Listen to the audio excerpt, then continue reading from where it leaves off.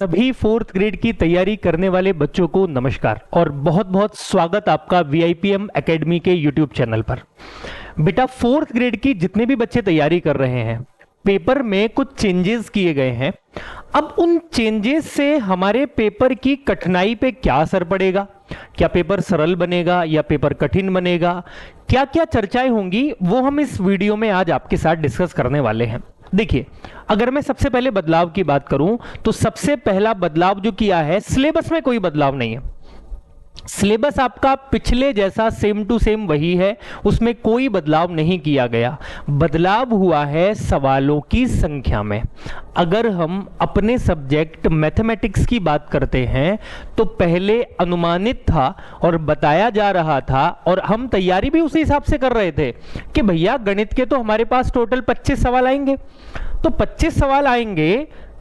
अब कितने सवाल कर दिए? 15 सवाल कर दिए, मतलब गणित के सवालों की संख्या को क्या कर दिया? कम कर दिया।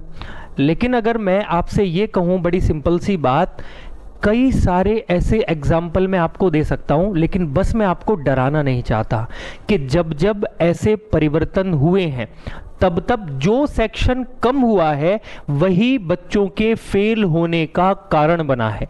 कारण मैं क्यों कह रहा हूं बेटा, उसके पीछे बहुत सॉलिड रीजन है। क्या रीजन है? रीजन ये है कि इससे पहले जो हम कोर्स, जैसे हमारा वीआईपीएम एप्लीकेशन पे एक कोर्स चल रहा है जिसमें फोर्थ ग्रेड का, वीडियो का और पटवार का हम एक कंबाइंड कोर्स चला रहे हैं। अब वहां पे निश्चित था, मैं जब मैं गणित पढ़ा रहा था बच्चों को, कि भैया 25 सवाल आएंगे। तो जब सवालों की संख्या किसी पेपर में ज्यादा होगी, समझना मेरी बात को, सवालों की संख्या किसी पेपर में ज्यादा होगी तो बच्चे के पास गलती करने के चांसेस थोड़े बहुत होते हैं। एक सवाल, दो सवाल गलत भी हो जाए, संख्या ज्यादा है, फर्क नहीं पड़ता, आप बाकी के सवालों को सही कर दीजिए, लगभग हिसाब किताब बराबर हो जाता है। मतलब जब ज्यादा सवाल आते हैं तो एक आध सवाल गलत होने से फर्क नहीं पड़ता। लेकिन अब आने वाले हैं बेटा 15 सवाल, और अगर तुमने इन 15 सवालों में से 2 सवाल, 3 सवाल भी गलत कर दिए तो तुम्हारा खेल पूरा की पूरा बिगड़ जाएगा। तो मैं इसीलिए आते ही बोल दिया था आपको आज के वीडियो में कि जब जब ऐसा परिवर्तन हुआ है तब तब बच्चों के फेल होने के चांसेस बढ़ गए हैं। और फेल भी उसने किया है जिसके नंबरों को, जिसके सवालों की संख्या को कम कर दिया गया। लेकिन डरने की कोई बात नहीं है बेटा। देखो, अगर ये पहाड़ है तो हम दशरथ मांझी हैं, जब तक तोड़ेंगे नहीं, जब तक छोड़ेंगे नहीं। अगर हम बात करते हैं इसके सिलेबस की, सिलेबस में कोई बदलाव नहीं है। सिलेबस की अगर बात करें हम यहां से, तो आपको दिखाई दे रहा होगा महत्तम समापवर्तक, लघुत्तम समापवर्तक, पर बड़ा पेचीदा सिलेबस है।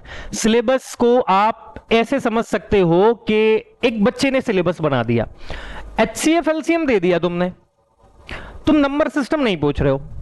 जब बच्चे को गुणनखंड की समझ नहीं होगी, बच्चे को सिंप्लीफिकेशन की समझ नहीं होगी, जब तक बच्चा एचसीएफ एलसीएम कैसे समझेगा? बिना गुणनखंड निकाले आप एलसीएम नहीं निकाल सकते सर। तो पहले हमको इन दोनों से पहले गुणनखंड पढ़ने पड़ेंगे। इसलिए मैंने कहा कि बच्चों के टाइप का पेपर सिलेबस सेट कर दिया। औसत है, लाभ हानि है, प्रतिशत है, साधारण ब्याज है, चक्रवृद्धि ब्याज है, अनुपात समानुपात है, साझेदारी है, समय और कार्य है, समय चाल दूरी है, आंकड़ों का चित्रण, जो पाई चार्ट जिसको अपन बोलते हैं, वो पूछा गया। सिलेबस ठीक है, सिलेबस में कोई बहुत ज्यादा भूमिका नहीं है।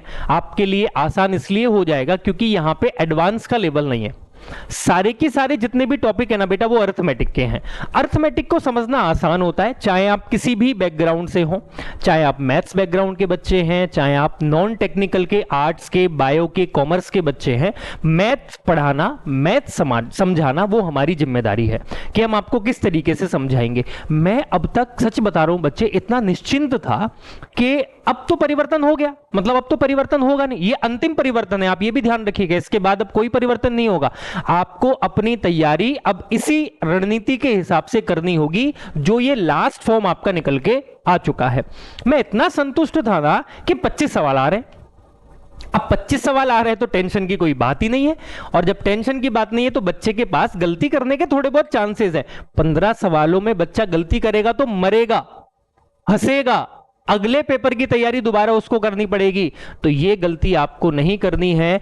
इस चीज के लिए क्या क्या सवालों की संभावनाएं हो सकती हैं, जैसे मैं पढ़ा रहा हूं अभी और जो बच्चे मुझसे पढ़ रहे हैं, तो मैं हर बार यही बताता हूं, मैं हमेशा बुरी सोच लेके चलता हूं कि अगर किसी टॉपिक से बहुत गंदे सवाल पूछ लिए तो हमारे साथ बुरा से बुरा क्या हो सकता है।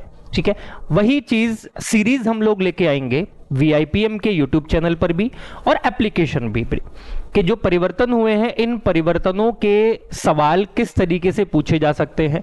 उसमें मैं आपको कंपेयर करके बताऊंगा कि परिवर्तन कौन कौन से एग्जाम में हुए थे और पहले से और अब से सवालों की संख्या में क्या चेंजेस देखने को मिले हैं। तो आपका डाउट क्लियर हो जाएगा कि पेपर अब कठिन बनेगा या पेपर सरल बनेगा। और जैसा मैंने अभी आपसे कहा, पहाड़ है तो हम दशरथ मांझी हैं, उसको भी तोड़ जाएंगे। आपको घबराने की जरूरत नहीं है। मैथमेटिक्स में या किसी भी सब्जेक्ट में हम ऐसी सीरीज आपके लिए लेके आएंगे जो आपके 15 की 15 सवालों को बिल्कुल सही करवा के देगा। ठीक है बेटा, तो आज के लिए इतना ही रखते हैं। बहुत बहुत धन्यवाद। नमस्कार, जय हिंद।